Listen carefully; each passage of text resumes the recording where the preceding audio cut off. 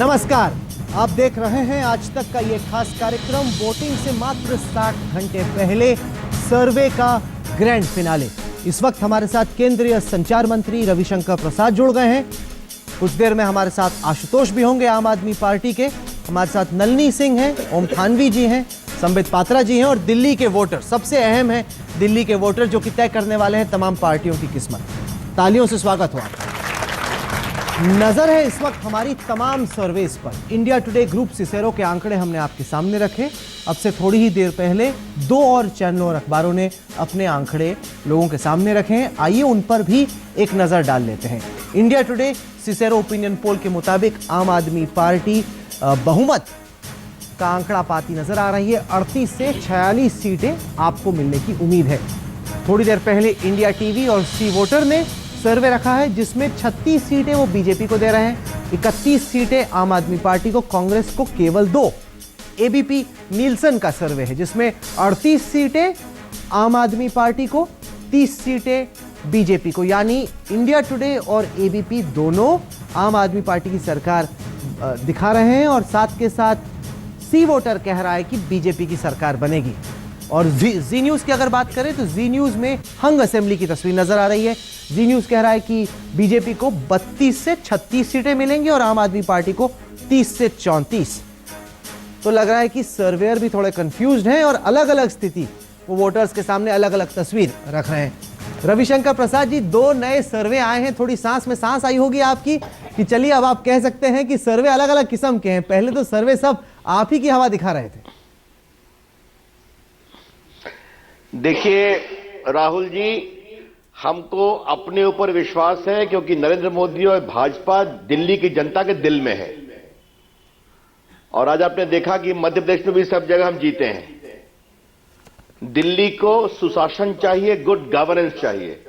दिल्ली को स्थायी मजबूत काम करने वाली सरकार चाहिए। दिल्ली के लोग, आप देखिए 2013 के चुनाव में जो आपकी स्थिति थी, लोकसभा के चुनाव में क्या हुआ, सातों के सातों हार गए।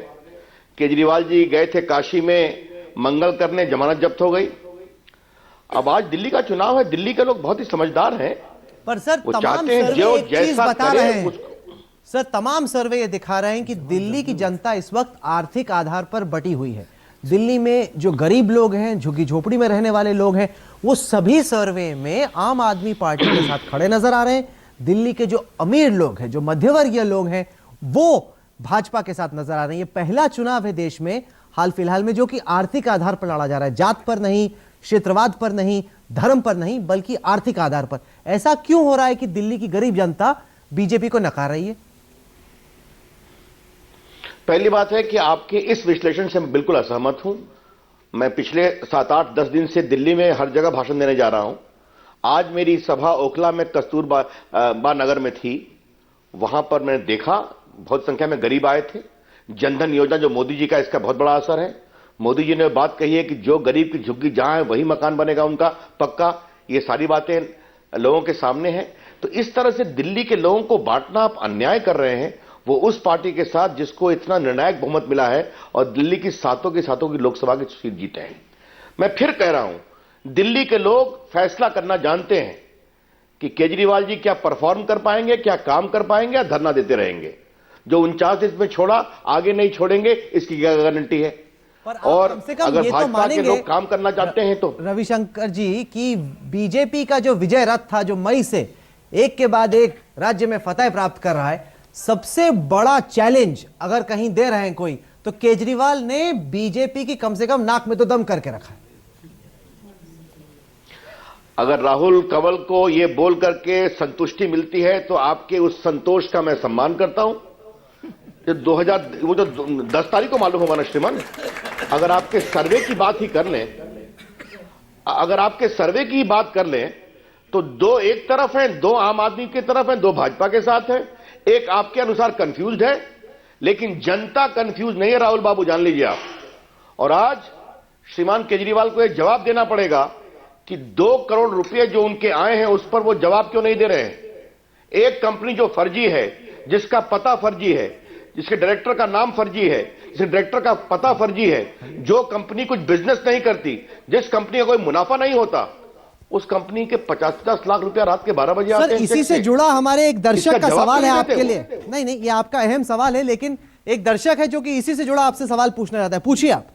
सर मेरा बहुत छोटा सा मेरे दो सवाल हैं आपसे। एक तो कि आप जिस विकास की राजनीति की बात करते हैं और अब आप आरोप प्रत्यारोप की राजनीति की बात कर रहे हैं कि जो फंडिंग स्कैम आपने जो आम आदमी पार्टी का बोला है, तो आप क्या खुद आरटीआई के दायरे में आना चाहते हैं और आप अपना फंडिंग बताना चाहते हैं? और दूसरा मेरा सवाल है कि जो हमारा सो कॉल्ड साइलेंट पीएम जो थे पिछली बार, इस बार क्या हमें दिल्ली के अंदर सो कॉल्ड साइलेंट सीएम नजर आएंगी? देखिए आपके सवाल का मैं दोनों का जवाब देता हूं। कोई साइलेंट सीएम नहीं है। किरण बेदी जी प्रभावी हैं, बोल रही हैं, आपको सुनने की जरूरत है, रोज बोल रही हैं। नंबर एक, हमारा मेन इशू गवर्नेंस है। दिल्ली में स्थायी सरकार, सुशासन की सरकार, इसीलिए देश ने मोदी जी को चुना है। सातों लोकसभा हम जीते और हरियाणा जीते, झारखंड जीते, कश्मीर में अच्छा किया और महाराष्ट्र जीते और दिल्ली भी जीतेंगे और काम के बल पर जीतेंगे और अच्छा काम करेंगे जो दिल्ली के लोग चाहते हैं।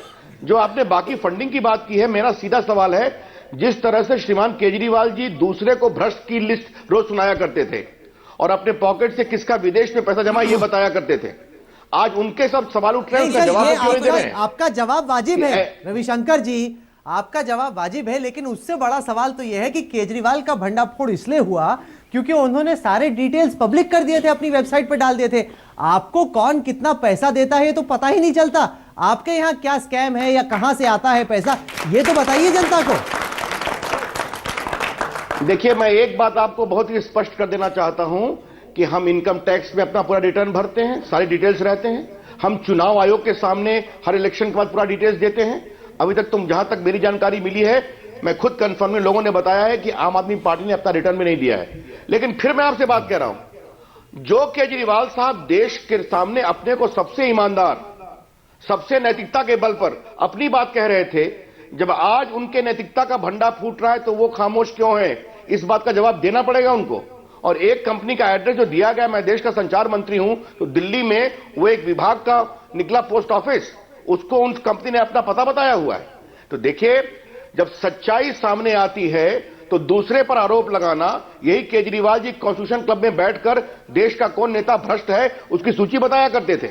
और आज जब अपने सवाल उठ रहा है तो केजरीवाल कहते हैं रविशंकर जी, अगर मैं भ्रष्ट हूं तो गिरफ्तार कर लीजिए। सरकार का पूरा तंत्र आपके साथ है, ministry of corporate affairs, enforcement directorate, अगर है वहां पर घोटाला तो आप लोग जांच के आदेश दीजिए। अब तक तो आपने जांच के आदेश दिए नहीं है। वित्त मंत्री बोल चुके हैं, आप बयान दे चुके हैं, कीजिए उसको अरेस्ट, क्यों नहीं करते? अच्छा लगा राहुल जी, आपका भी स्वर केजरीवाल की तरह निकल रहा है, खुशी हुई है सुनकर। नहीं, लेकिन मेरा स्वर नहीं निकल रहा सर। ये जनता के बीच में वाजिब सवाल है कि नहीं, जनता बताए। वाजिब सवाल है, अगर वो भ्रष्ट है, अगर घोटाला है, पकड़ लीजिए। राहुल जी, आप कृपया करके जनता के साथ मेरी बहस मत करवाइए। मैं जनता की बातों का जवाब दूंगा। आप मुझसे सवाल पूछ रहे, मेरे जवाब को शांति से सुनिए। सरकार अपना काम करेगी, क्यों नहीं करेगी? अभी चुनाव है, अभी हम कार्रवाई शुरू कर देंगे तो आप कहेंगे हमें आप विक्टिमाइज कर रहे हैं। ये सारी बातें आई हैं, जो सरकार के तंत्र है वो अपना काम करेंगे। लेकिन श्रीमान अरविंद केजरीवाल को नैतिकता की जो बड़ी मूर्ति हैं, जो देश को नैतिकता का पाठ पढ़ाते हैं, जो ईमानदारी की राजनीति की बात करते हैं, जो भ्रष्ट नेताओं की सूची जारी करते हैं, जो स्विस बैंक के अकाउंट को दिखलाने की कोशिश करते हैं, जब अपने गिरेमान में 2 करोड़ रुपए एक जाली कंपनी से कैसे आए, जिसके डायरेक्टर जाली थे। आपने अहम सवाल उठाया है, आशुतोष उस सवाल का जवाब देना चाह रहे हैं। आपका अहम सवाल है आखिरकार आशुतोष, जब से ये आशुतोष जी, राहुल जी, आपने 1 to 1 की बात कही थी, अब आप गलत काम कर रहे हैं। Thank you. नहीं, आपने तमाम सवालों के जवाब दिए, आपने तमाम सवालों के जवाब दिए, आपने कुछ आरोप भी लगाए। राहुल जी, चलिए आपसे 1-2 सवाल और पूछते, फिर हम आपको जी हम आपसे 1-2 सवाल और लेते हैं। कोई है दर्शक जो रविशंकर जी से पूछना चाहता है? आपने मुझसे कहा था आप 1 to 1 करेंगे मुझसे। वादा रहा सर, वादा रहा, वादा पूरा करेंगे, आप चिंता न कीजिए। वादा है रविशंकर जी से सवाल। नहीं, जिसका रविशंकर, एक सेकंड, रविशंकर जी को हमने कहा था कि उनसे सवाल लेंगे। नहीं, एक सेकंड, रविशंकर जी से कौन आप सवाल पूछना चाहते हैं? आपका आशुतोष जी से था, हम आएंगे आपके पास। अभी आशुतोष है हमारे साथ, आप चिंता न कीजिए। रविशंकर जी से आप 2 सवाल और लीजिए। रविशंकर सर, मैं आपसे एक सवाल पूछना चाहता हूं, जी, काला धन वापस कब आएगा? जी बताएं। काले धन वापस करने के लिए हम, सुन लीजिए आप, काले धन वापस करने के लिए हमारी सरकार ने पहली कैबिनेट में जो आपके एसआईटी उसको बनाया। आज वो एसआईटी सुप्रीम कोर्ट की मॉनिटरिंग में काम कर रही है। उस एसआईटी के सामने हमने सारे नाम दे दिए हैं, सारे हमने कागजात दे दिए हैं और सुप्रीम कोर्ट उसकी पूरी मॉनिटरिंग कर रहा है। जो पिछली सरकार ने 8-9 साल में नहीं किया वो हमने 4 महीने में करके दिखाया है। एसआईटी की रिपोर्ट आने वाली है, सब कार्रवाई हम करेंगे, लेकिन सारे कागजात, सारे नाम, सारी जांच वहां दे दिए हैं। और आज आपको आश्वस्त करना चाहते हैं कि काले धन लाने के लिए दुनिया में ब्रिस्बेन में मोदी जी गए थे, पूरी दुनिया के बड़े जो G20 देश हैं वो सब भी एक हो गए हैं। तो दुनिया में माहौल बनाया है। अपने कार्रवाई को सुप्रीम कोर्ट के जो एक रिटायर्ड जज हैं उनके सामने एसआईटी को दे दिया है। हम पूरा कोऑपरेट कर रहे हैं और सारा सच सामने में आएगा। सर, आपने जनता को 100 दिन का कमिटमेंट दिया था, हम 100 दिन में आपको बताएंगे क्या करते हैं, बट अभी तक हमारे पास कोई उसका जवाब नहीं है और ना ही बीजेपी ने उसका कोई अभी तक जनता को बताया है कि काले धन के लिए आपने क्या, आपका क्या प्रोसेसिंग चल रहा है, कहां तक है अभी, क्या उसका स्टेटस है? क्योंकि चुनाव से पहले तो बड़े कॉन्फिडेंटली बोल रहे थे कि 100 दिन में मिल जाएगा। कुछ लोगों ने कहा कि 15 लाख रुपए मिल जाएंगे। 15 लाख तो छोड़िए, 15 रुपए नहीं मिले अभी तक किसी को।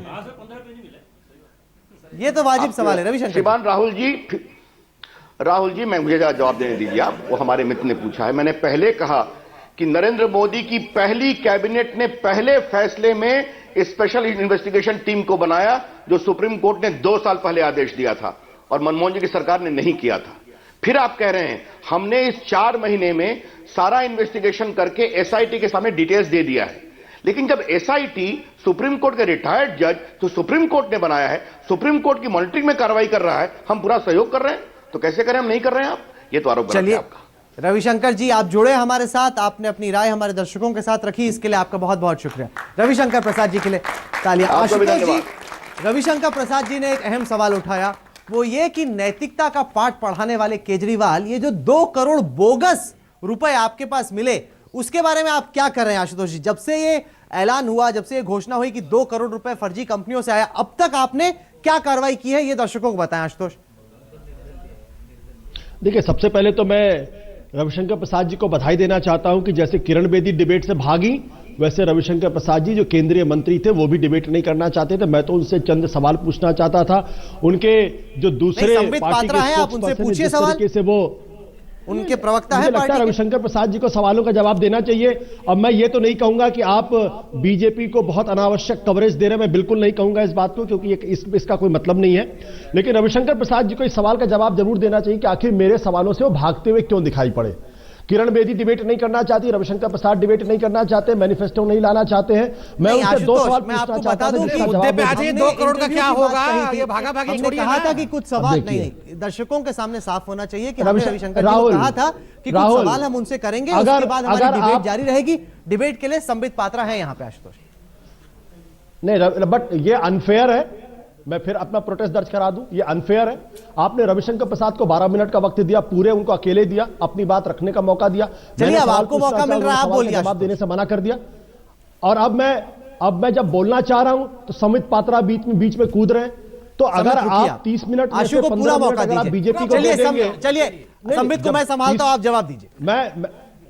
नहीं, संबित को संभाल लीजिए। अगर बीच में उनको जवाब दे दीजिए ना, हल्का। तो मैं 3 सवाल पूछना चाहूंगा। पहला सवाल मेरा जो रविशंकर प्रसाद जी से, दे दीजिए आशुतोष, सवाल आप बाद में पूछिए, एंकर मैं हूं इस वक्त। नहीं, इसलिए नहीं, क्योंकि रविशंकर प्रसाद ने जो सवाल खड़े किए उनका जवाब तो देना पड़ेगा ना, उनका जवाब तो मुझे देना पड़ेगा। That can't go unanswered. हाँ, आप सवाल का जवाब दीजिए, सवाल मत पूछिए। मैं अरे क्यों नहीं पूछूंगा? रविशंकर प्रसाद को आपने 15 मिनट पूरा आपने स्पेस दे दिया। रविशंकर प्रसाद जी अरविंद केजरीवाल पर आरोप लगा के चले गए, अनर्गल बात। मैं उन सवालों का जवाब ना दूं और आप कह रहे हैं मैं आपके सवाल, ये तो गलत बात हो गई। मैं सीधी सी बात कर रहा हूं कि भाई रविशंकर प्रसाद जी डिबेट से क्यों भागे, इसका जवाब देना चाहिए ना उनको।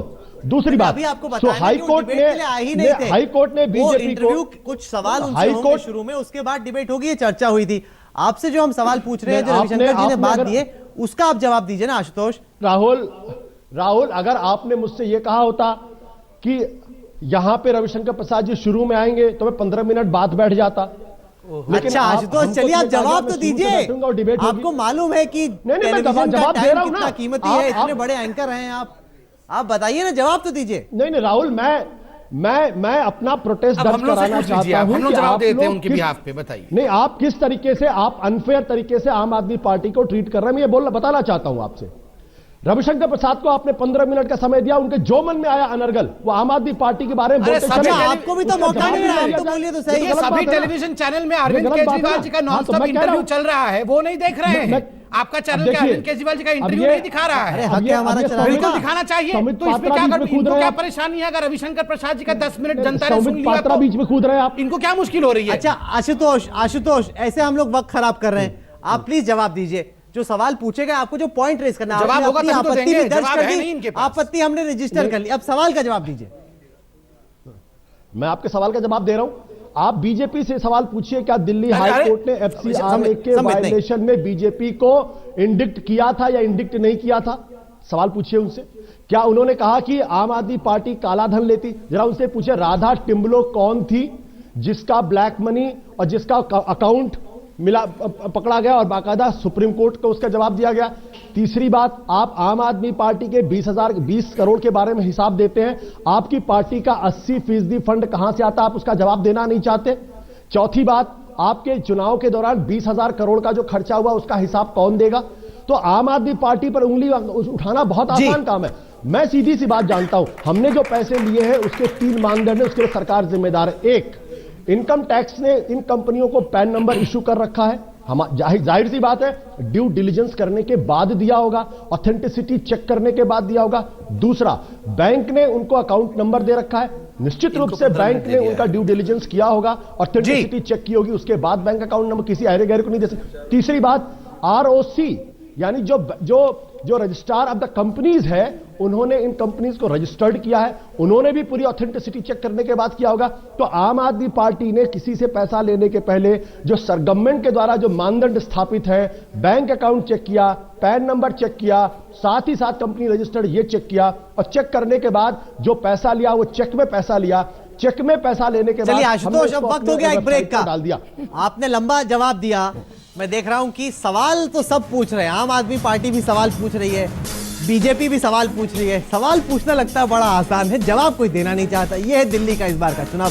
वक्त हो गया एक बहुत छोटे से ब्रेक का, ब्रेक के बाद लौटेंगे और आशुतोष ने सवालों के जवाब में जो सवाल पूछे उनका जवाब ढूंढने की कोशिश करेंगे। लेकिन संबित, आप जवाब के साथ तैयार रहिए, ये ना कहिएगा कि मेरे पास आशु के लिए।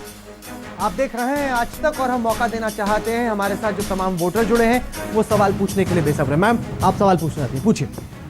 आशुतोष जी से मेरा प्रश्न है, ईमानदार यूनिवर्सिटी के vice chancellor Shri Kejriwal sir ji सबको ईमानदारी और बेईमानी का सर्टिफिकेट देते हैं, लेकिन कौन सा भामाशाह रातों रात पैदा हो गया कि आपके अकाउंट में 2 करोड़ रुपए आ गया? कहीं ये हवाले का पैसा तो नहीं है? कौन सा देश हवाले में ये पैसा भेज रहा है? मेरी बात का उत्तर दीजिए। ठीक है,